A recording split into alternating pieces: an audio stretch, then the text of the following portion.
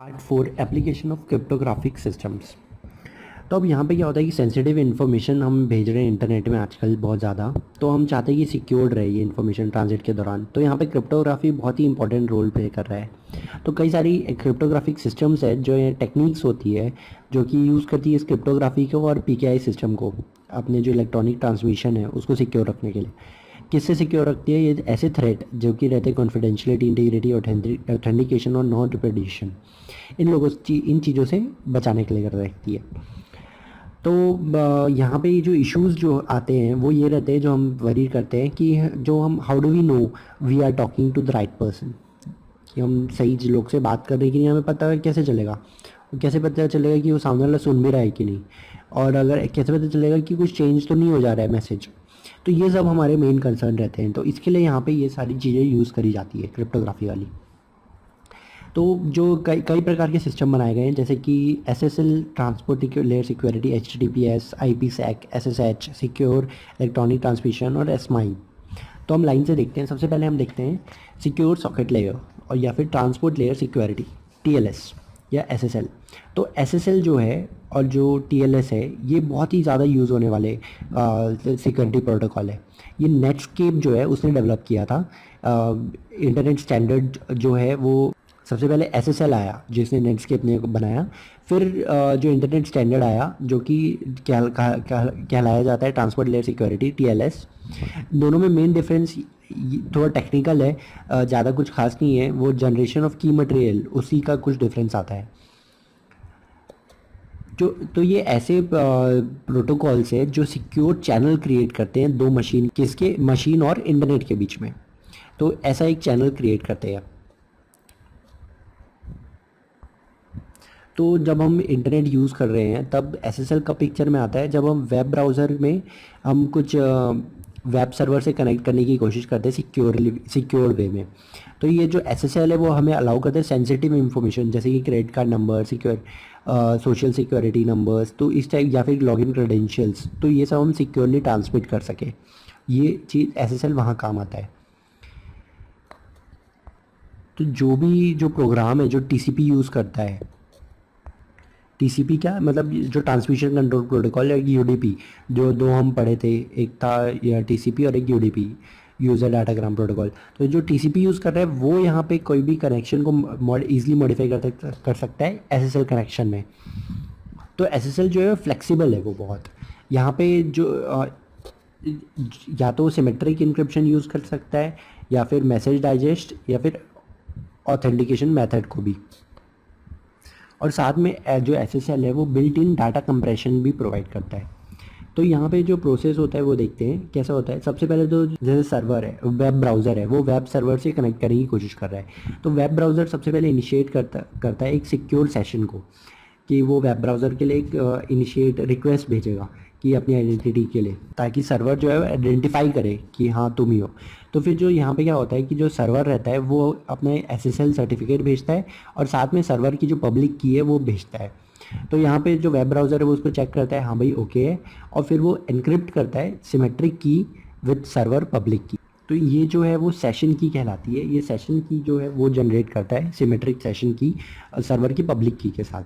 तो जब सर्वर को मिलता है ये, तो वो डिक्रिप्ट करता है सेशन की को, सिमेट्रिक सेशन की को अपने प्राइवेट की के साथ, और उसको वापस भेजता है एक्नॉलेजमेंट जो कि एनक्रिप्टेड रहता है सेशन की के साथ, जिससे कि वो बोलता है कि चलो ठीक है अब एनक्रिप्टेड सेशन स्टार्ट करते हैं। फिर इसके बाद हमारा कुछ भी जो डाटा है वो चालू होता है इस एनक्रिप्टेड सेशन के बीच में अंदर। कई सारी वेबसाइट्स रहती है जहाँ अगर वहाँ पे ऐसा कुछ नहीं रहता है, इस टाइप का एसएसएल सिक्योरिटी अवेलेबल, तो वहाँ पे जो पैडलॉक है ब्राउज़र का कॉर्नर में जो आता है वहाँ पे रेड सिग्नल आ जाता है कि इसमें एसएसएल नहीं है इस वेबसाइट में। तो एसएसएल कहाँ का यूज़ होता है? जैसे ऑनलाइन क्रेडिट कार्ड ट्रांजेक्शन वगैरह में, या लॉगिन्स में, सेंसिटिव इन्फॉर्मेशन वगैरह के लिए, जैसे कि सिक्योर इंटरनेट बैंकिंग सेशन चल रहा है, या फिर क्लाउड बेस्ड कंप्यूटिंग प्लेटफॉर्म है, ईमेल क्लाइंट या ईमेल सर्वर है, एफटीपी सर्विसेज है, या इंटरनल नेटवर्क्स या फाइल शेयरिंग वगैरह जो कुछ भी यूज़ हो रहा है, तो हर जगह ये यूज़ होता है। इसके बाद आता है HTTPS, hypertext transfer protocol secure. तो ये क्या चीज़ होती है? तो यहाँ पे क्या होता है कि एनक्रिप्टेड ट्रांसपोर्ट मैकेनिज्म जो है वो यूज़ किया जाता है यहाँ पे HTTPS, ताकि हम सिक्योर्ड मोड में वेबसाइट को खोल सकें। तो यहाँ पे एस का मतलब क्या हुआ कि ये जो HTTP है वो ओवर सिक्योर्ड सॉकेट लेयर है, जो हमने अभी देखा SSL। तो यहाँ पे वो SSL वाला अगर हम जोड़ दें HTTP को, तो यहाँ पे वो HTTPS बन जाता है। तो यहाँ पे एनक्रिप्टेड ट्रांसमिशन होता है, ट्रांसमिशन सेशन चलता है वेब ब्राउज़र और ब्राउज़र क्लाइंट के बीच में। तो ये ई कॉमर्स जो ट्रांजेक्शन वगैरह है वो सिक्योर वे में करने में काम आता है। तो ये URL जो है वो HTTPS हो जाता है यहाँ पे कोई भी, और इसका पोर्ट नंबर 443 है बाय डिफ़ॉल्ट। तो सर्वर वेरिफिकेशन यहाँ पे कैसे हो रहा है, डिजिटल सिग्नेचर जो साइन सर्टिफिकेट जो है सर्वर का उसके द्वारा, और यहाँ पे यूज़र का भी ऑथेंटिकेशन हो जाता है digital sign certificate of each user, उसका जो मेंटेन रहता है उसके द्वारा। नेक्स्ट आता है IPsec, इंटरनेट प्रोटोकॉल सिक्योरिटी। तो यहाँ पे हम देखते हैं एक होता है वर्चुअल प्राइवेट नेटवर्क VPN। तो VPN यहाँ पे कनेक्ट होता है प्राइवेट नेटवर्क्स को अनट्रस्टेड नेटवर्क लाइक इंटरनेट से कनेक्ट करता है VPN जो है।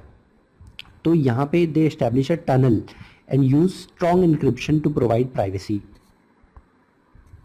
तो ये जो VPN जो हो रहा है रिमोट सर्वर को यूजुअली कनेक्ट, हम रिमोट क्लाइंट को कनेक्ट करने के लिए काम आता है। तो इंटरनेट का यूज़ कर रहा है यहाँ पे, तो यहाँ पे इसको सिक्योरिटी देने के लिए यहाँ पे IPsec आया, इंटरनेट प्रोटोकॉल सिक्योरिटी जो है वो आया है यहाँ पे पिक्चर में।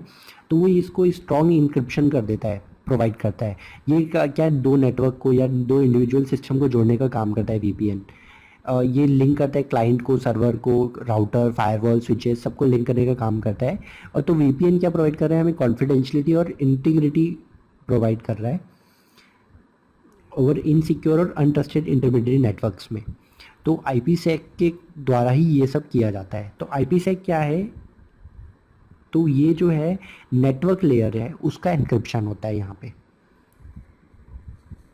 तो कोई भी एप्लीकेशन को अलग से डिज़ाइन नहीं करना पड़ता इस टाइप के जो IPsec के लिए, वो क्योंकि एप्लीकेशन नेटवर्क लेयर में लग रहा है तो किसी में भी यूज़ किया जा सकता है।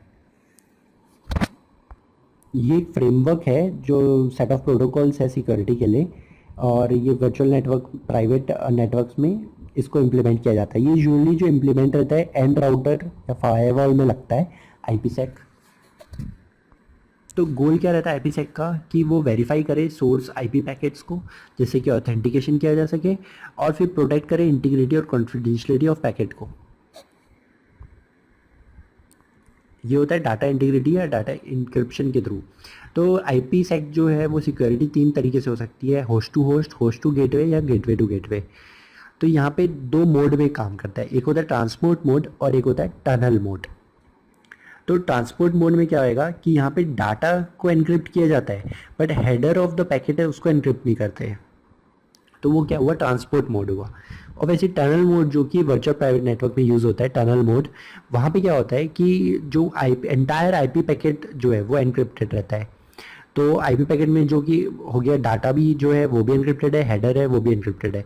इसलिए यहाँ पे एक नया हेडर क्रिएट किया जाता है ट्रांसमिशन के लिए, तो जिसके थ्रू यहाँ पे एक टनल क्रिएट कर लिया जाता है, उसके थ्रू यहाँ पे फिर डाटा भेजा जाता है।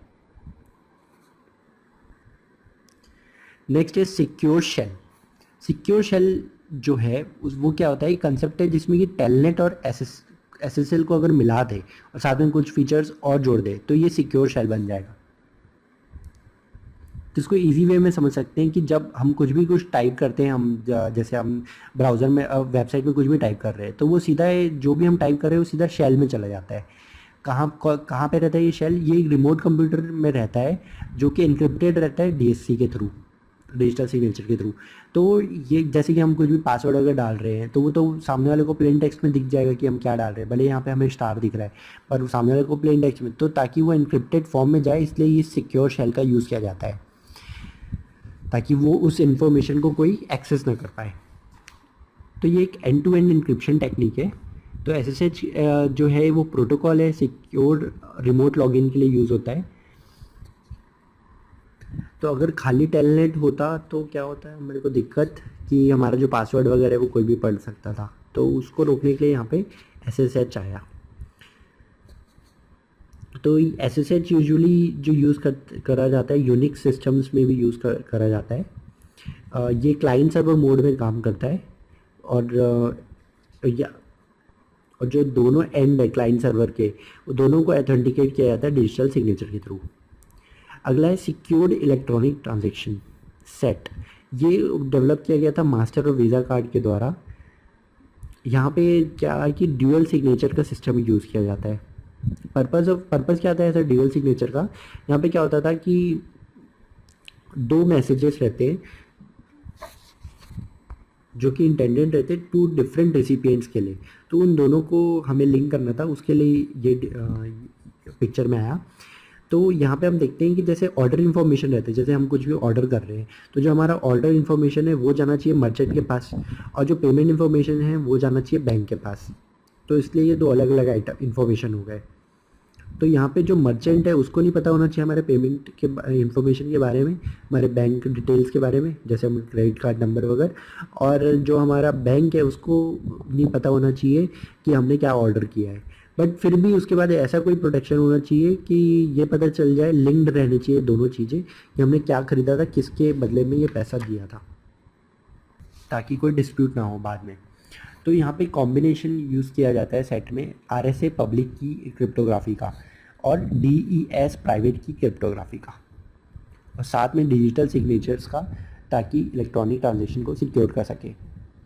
तो ये जो सेट है उसमें पार्टीज़ क्या क्या इन्वॉल्व है, जैसे कस्टमर, सेलर, कस्टमर्स का क्रेडिट प्रोवाइडर और सेलर्स बैंक। तो यहाँ पे जो ट्रस्ट प्रोवाइड किया जाता है वो दिया जाता है X509V3 वर्जन 3 सर्टिफिकेट्स के द्वारा। ये स्टैंडर्ड्स है DSC के लिए। तो इसका प्रोसेस क्या होता है देखते हैं। जैसे हमने कोई वेबसाइट खोला तो साथ में वेबसाइट खोलते साथ ही क्या है हमें कि पब्लिक कीज़ मिल जाती है उस ब्राउज़र की, और साथ में यहाँ पे जब हम पेमेंट वाले पेज खोलते हैं तो पेमेंट जो जिसको हम चूज़ कर रहे हैं पेमेंट गेटवे का, तो उसका भी पब्लिक की मिल जाता है हमें। तो अब ये दोनों चीज़ जब हमें मिल जाता है, उसके बाद हम इनक्रिप्ट करते हैं इन दोनों ही पब्लिक की के साथ। तो हम जो ऑर्डर इन्फॉर्मेशन है उसको एनक्रिप्ट करेंगे मर्चेंट की पब्लिक की के साथ, और जो पेमेंट गेटवे का इन्फॉर्मेशन है, पेमेंट इन्फॉर्मेशन है, उसको एनक्रिप्ट करेंगे पब्लिक की ऑफ पेमेंट जो प्रोवाइडर है पेमेंट गेटवे का, उसके साथ। तो ये दोनों जब हमने एनक्रिप्ट कर दिए फिर ये मर्चेंट के पास जाता है, तो मर्चेंट उसको डिक्रिप्ट कर लेता है ऑर्डर इन्फॉर्मेशन को अपना प्राइवेट की लगा के, और फॉरवर्ड कर देता है जो पब्लिक जो पेमेंट इन्फॉर्मेशन रहता है वो पेमेंट गेटवे को। तो वो वहाँ पे अपना ये जो भी ऑर्डर है उसको फुलफ़िल करेगा, और वो पेमेंट जो है फिर जो पेमेंट गेटवे है वो अपना प्राइवेट की लगा के इन्फॉर्मेशन ले लेगा, और जब ऑथेंटिकेट वगैरह हो जाता है, डन करता है, तो मर्चेंट यहाँ पे सामान भेज देगा, और बाद में पेमेंट गेटवे वाला अपना जो पैसा है वो मर्चेंट को भेज देगा। तो इस तरीके से काम होता है यहाँ पे। उसके बाद इसके बाद आता है secured multipurpose internet mail extension, SMIME के नाम से बोला जाता है। तो जो ईमेल है वो क्या है, उसका जो मैसेज जो है, जो टेक्स्ट है वो इनक्रिप्टेड नहीं रहता है जनरली। तो हमारे कोई भी अगर हैक कर लिया इनबॉक्स को तो सारे मैसेज पढ़ सकता है। तो यहाँ पे SMIME यूज़ किया जाता है इसलिए। तो ये सिक्योर मेथड है ईमेल भेजने और अटैचमेंट वगैरह को भेजने का। तो यहाँ पे क्या है RSA इंक्रिप्शन सिस्टम जो है वो लगा हुआ है। RSA हमने देखे थे एसिमेट्रिक पब्लिक की इंक्रिप्शन वाला है, जिसमें कि 2048 पॉसिबल कीज़ हो सकते हैं। तो ये वाला टेक्निक यूज़ किया जाता है यहाँ पे। तो यहाँ पे जो SMIME है वो पब्लिक की क्रिप्टोग्राफी पे बेस्ड है। तो यहाँ पे यूज़र्स जो है उसके पास दो होनी चाहिए, पब्लिक की और प्राइवेट की होनी चाहिए। प्राइवेट की जो है वो ओनर के पास होनी चाहिए, और पब्लिक की है जो उसके सारे कॉन्टैक्ट्स हैं उनके पास होनी चाहिए जिनको वो ईमेल भेज रहा है। अब हम देखते हैं बैंक में कैसा नेटवर्क आर्किटेक्चर रहना चाहिए। तो आजकल क्या है, बैंक में कस्टमर सेंट्रिक प्रोडक्ट्स बन रहे, सर्विसेज बन रहे हैं, तो उसके हिसाब से अब अलग अलग टाइप के आर्किटेक्चर बनने लगे, अलग अलग से डिफरेंट डिप्लॉयमेंट मॉडल्स होते हैं। तो उसमें क्या क्या फैक्टर्स कंसिडर करने चाहिए कि हमें किस टाइप का मॉडल बनना चाहिए। तो एक तो बिजनेस फोकस रहना चाहिए कि पॉइंट ऑफ सर्विस डिलीवरी रहनी चाहिए कि टाइम पे सर्विस मिल जाए। तो इसमें कुछ फ्रंट एंड सर्विसेज रहते हैं और जो कि बैक एंड सर्विसेज से सपोर्टेड रहते हैं। फ्रंट एंड सर्विस जैसे कि retail banking service, portfolio management, insurance products, cash management, ये सब हो गया। और बैक एंड सर्विसेज प्रोसेस में क्या क्या रिकन्सिलेशन करना, customer account management, clearing and settlement, treasury operation, ये सब चीज़ें आ जाती है। तो दूसरा यहाँ पे आता है रिस्क मैनेजमेंट रिक्वायरमेंट भी रहती है आजकल, कि operational risk, systematic risk, credit risk, ये सब नहीं रहने चाहिए। और गवर्नेंस और कंप्लायंस रिक्वायरमेंट्स भी आ जाते हैं, कुछ हमें फाइनेंशियल कंट्रोल, ऑडिट वगैरह, रिपोर्टिंग करके भी काम आ जाना चाहिए। ऐसा नेटवर्क होना चाहिए हमारा। तो एक बार हमारा नेटवर्क बन जाता है तो और भी जो प्रोडक्ट्स और सर्विसेज है वो भी यूज़ आते हैं, जैसे कि hosting, web portal, internet portal, email services, data warehouse, CRM, HRM, bill payment, transaction, government के साथ कुछ ट्रांजैक्शन, तो ये सारी चीज़ हो जानी होती है। फिर नेटवर्क में mobile banking, SMS delivery, phone banking, ये सब चीज़ें भी आ जाती है। तो जो नेटवर्क आर्किटेक्चर डिज़ाइन होनी चाहिए उसमें अवेलेबिलिटी का ध्यान रखना चाहिए, स्केलेबिलिटी का, रेजिलियंस का और सर्वाइबिलिटी इश्यूज, ये सारी है, इसको प्रॉपर्ली एड्रेस करना चाहिए। उसके बाद लेयर्स होते हैं, 3 लेयर होते हैं नेटवर्क आर्किटेक्चर के, बैंक के नेटवर्क आर्किटेक्चर में। एक लेयर होता है जिसको बोलते हैं वेन नेटवर्क टोपोलॉजी, दूसरा लेयर होता है सिक्योरिटी का, और तीसरा होता है interface to service delivery channels and internet, जो बाहरी दुनिया से हम जुड़ते हैं, बैंक जो अब बाहरी दुनिया से जुड़ रहा है वो वाला लेयर। तो सिर्फ 3 लेयर होते हैं। तो सबसे पहले हम देखते हैं पहला लेयर वेन, जो टोपोलॉजीज है उसमें 2 प्रकार से होते हैं, एक centralised aggregation of network traffic और decentralised aggregation of network traffic. तो सेंट्रलाइज में क्या होता है कि यहाँ पे जितने भी कनेक्शंस है वो कन्वर्ज डायरेक्टली होते हैं डाटा सेंटर से, और दूसरा जो डिसेंट्रलाइज वाला होता है तो यहाँ पे क्या होता है कि कन्वर्ज होते हैं रीजनल एग्रीगेशन पॉइंट में, और फिर वो इंटरमीडिएट एग्रीगेशन पॉइंट्स है, ये वाले रीजनल एग्रीगेशन पॉइंट्स, वो कन्वर्ज होते हैं DC से या DRC से, डाटा रिकवरी सेंटर या फिर डाटा सेंटर से। तो इस तरीके से 2 मेथड होते हैं, पर आजकल जो मोस्टली बैंक में यूज़ हो रहा है वो सेंट्रलाइज्ड अप्रोच यूज़ हो रहा है, जहाँ पे डायरेक्टली जो ब्रांचेस है वो कनेक्टेड कन्वर्ज रहते हैं डाटा सेंटर या डाटा रिकवरी सेंटर से। अब यहाँ जो नेटवर्क्स है तो यहाँ इस आजकल नेटवर्क्स में क्या यूज़ होता है, multi protocol level switching, MPLS जो है, ऐसी टेक्नोलॉजी यूज़ हो रही है जहाँ पे हम डाटा, वॉइस, वीडियो, सब चीज़ों को नेटवर्क के थ्रू हम भेज सकते हैं। तो यहाँ पे इसको बैकबोन माना जा रहा है। तो अब जो MPLS है ये क्या क्या प्रोवाइड करता है, एक तो हाई अवेलेबिलिटी प्रोवाइड करता है, इकोनॉमीज ऑफ स्केल, और उसके बाद flexibility of implementing quality of services, अलग अलग ट्रैफिक को मेंटेन करने के लिए। तो और जो इसका बैकबोन है ये प्रोवाइड कराया जाता है सर्विस प्रोवाइडर के थ्रू। तो यहाँ पे सर्विस प्रोवाइडर यूजुअली वो लोग होते हैं जो ऑप्टिकल फाइबर विद रिडंडेंट जो रूट्स प्रोवाइड करते हैं, ताकि नेटवर्क ट्रैफिक को हाई स्पीड्स में वो ट्रांसफ़र कर सके। जो यहाँ पे वायरिंग सिस्टम है वो उसको देखो, लास्ट माइल प्राइमरी लिंक्स के द्वारा बोला जाता है। ये ऐसी लीज लाइन बैक रहती है जो कि बैकअप रहती है सेकेंडरी लिंक के द्वारा।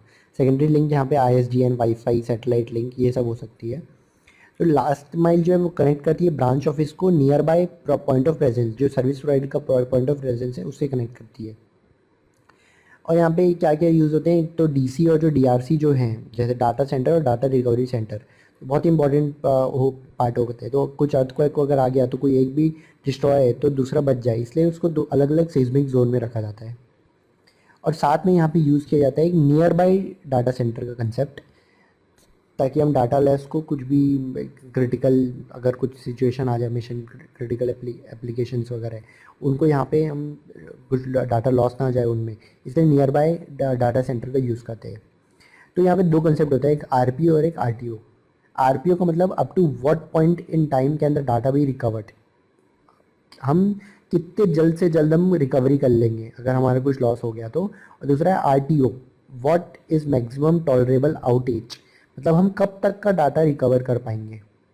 तो ये 2 चीज़ों का ध्यान रखना पड़ता है हमें। इस चीज़ के लिए हमें नियर बाय सेंटर का, डाटा सेंटर का यूज़ करना पड़ रहा है। तो यूजुअली डाटा सेंटर के 20 से 30 किलोमीटर के आसपास ही रखे हुए रहते हैं। तो ये जो नियर बाय डाटा सेंटर है ये कनेक्टेड रहते हैं, पॉइंट टू पॉइंट कनेक्टेड रहते हैं रिडंडेंट लिंक्स के द्वारा डाटा सेंटर से। और साथ में सर्विस प्रोवाइडर भी है ना, वो एक ही नहीं रहते, अलग अलग एक से ज़्यादा या दो से ज़्यादा सर्विस प्रोवाइडर से जुड़े रहते हैं, ताकि कुछ भी डाटा लॉस ना हो सके। तो और ये जो डाटा सेंटर और डाटा रिकवरी सेंटर है ये कनेक्टेड रहते हैं वैन क्लाउड से, MPLS इसको बोलते हैं। तो ये जुड़े रहेंगे जो डाटा सेंटर और डाटा रिकवरी सेंटर जो जुड़े हैं वैन क्लाउड से, तो वो या एक तो प्राइमरी एक्टिव जो लिंक्स रहती है उससे जुड़े हैं और सेकेंडरी रिडंडेंट लिंक्स जो होती है उससे भी जुड़े हुए हैं। और ये साथ में डिफरेंट राउटर्स जो हाई अवेलेबिलिटी मोड में वर्क करते हैं उनसे जुड़े रहते हैं। जो ये जो DC और DR है वो भी कनेक्टेड रहते हैं एक दूसरे से रिडंडेंट रेप्लिकेशन लिंक्स के द्वारा। एक रेप्लिकेशन लिंक्स अलग से उसके द्वारा भी ये जुड़े हुए रहते हैं। तो जब भी कोई प्रोडक्शन साइट फेल होता है तो नियर बाय जो डाटा सेंटर है वो सारे ट्रांजैक्शन को एग्जीक्यूट कर देगा उसके टाइम ऑफ आउटेज तक के। तो ये जो data near by data centre है ये जुड़ा हुआ रहता है डाटा सेंटर से भी और डाटा रिकवरी सेंटर से भी, रिडंडेंट लिंक्स के थ्रू ये जुड़ा रहता है। तो अगर डाटा सेंटर फेल होता है तो बैकअप साइड जो ब्रिंग उसको ला देता है नियर बाय डाटा सेंटर में जो भी जहाँ तक के डाटाबेस मेंटेन है वहाँ तक।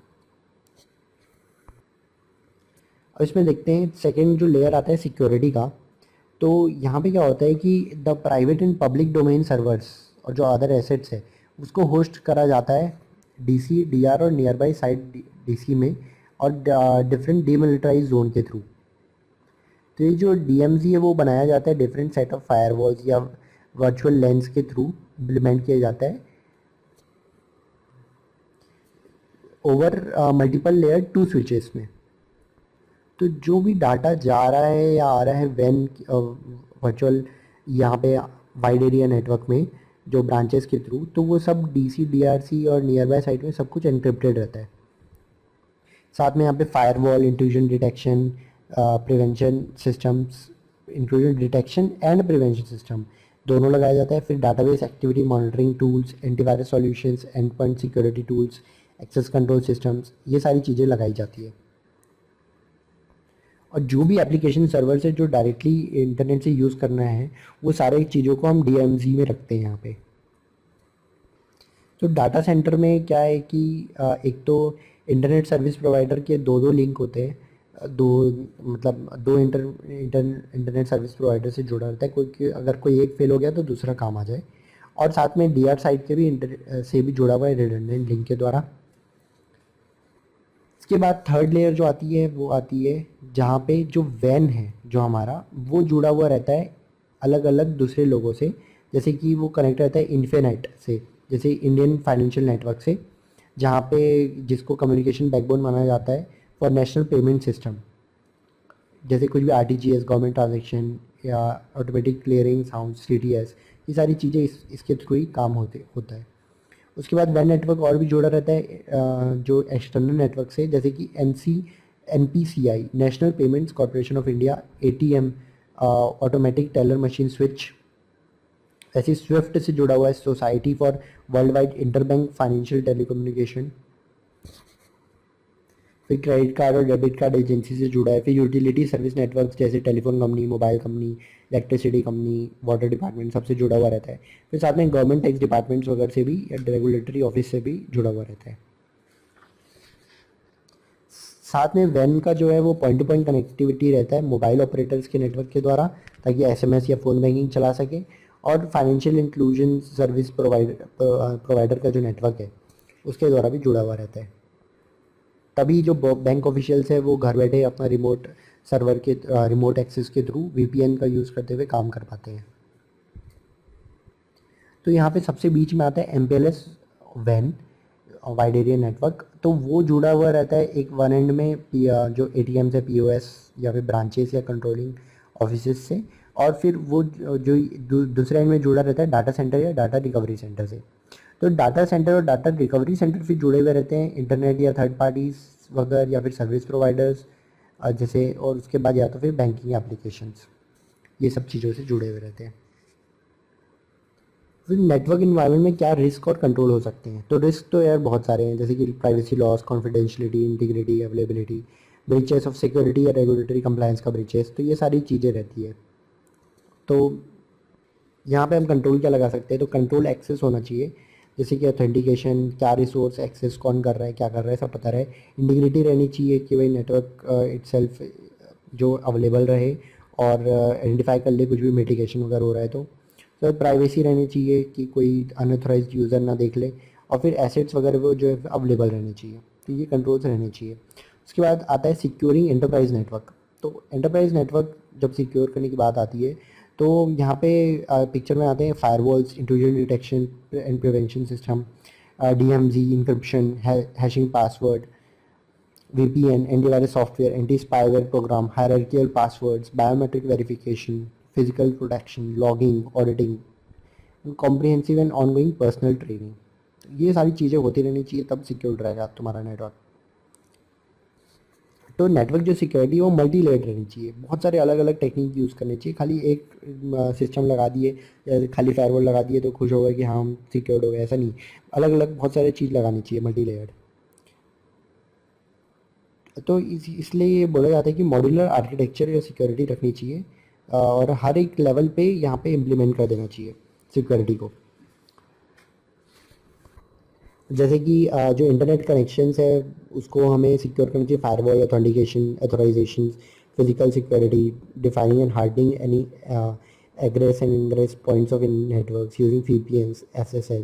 मतलब ये इंटरनेट कनेक्शन को हम इस सारी चीज़ों से प्रोटेक्ट कर सकते हैं, फायरवॉल वगैरह से, ऑथेंटिकेशन, VPN, SSL सब यूज़ करके। फिर उसके बाद जो पेरीमीटर है फायरवॉल का वो इम्प्लीमेंट करना चाहिए, इम्प्लीमेंटिंग पेरीमीटर फायरवॉल, जैसे कि प्रॉपर कन्फिग्रेशन होनी चाहिए इस फायरवॉल्स का। उसके बाद जो पब्लिक सर्वर्स है उसको सिक्योर रखना चाहिए। तो वो कैसे, और जो ई-कॉमर्स सर्वर्स है उसको हम सिक्योर रख सकते हैं फायरवॉल्स के थ्रू, DMZs के थ्रू, और या तो हम रिलायबल ऑपरेटिंग सिस्टम यूज़ करें जो कि अपडेट होता रहे, जिसके पैचेस और एंटीवायरस जो है वो लगा रहे उसमें। उसके बाद जो हमारा रिमोट एक्सेस नेटवर्क है उसको हमें सिक्योर रखना चाहिए। वो कैसे रख सकते हैं, VPN, वर्चुअल प्राइवेट नेटवर्क के थ्रू, या ऑथेंटिकेशन, या एन्क्रिप्शन, या वन टाइम पासवर्ड्स के थ्रू रख सकते हैं। उसके बाद हमें नेटवर्क डिवाइसेस है उसको सिक्योर रखना चाहिए। तो हर एक जो डिवाइस है उसको हार्डन करना चाहिए हमें, कोई भी इंट्रूजन्स ना हो सके ताकि। और उसके बाद एक्सेस कंट्रोल्स जो है वो रहने चाहिए सारे डिवाइसेस के लिए। उसके बाद सर्वर फार्म्स है उसको सिक्योर रखना चाहिए, ऑथेंटिकेशन, IDS या पैचिंग, जो ऑपरेटिंग सिस्टम है वल्नरेबिलिटी उसको पैचिंग करते हुए, मतलब ख़त्म करते हुए, या फिर फायरवॉल को इम्प्लीमेंट करते हुए। उसके बाद यूज़र सर्विसेज को सिक्योर रखना चाहिए। वो कैसे कर सकते हैं, सिक्योरिटी पॉलिसी होनी चाहिए, पर्सनल फायरवॉल्स, एंटीवायरस सॉफ्टवेयर, ये सब लगने चाहिए।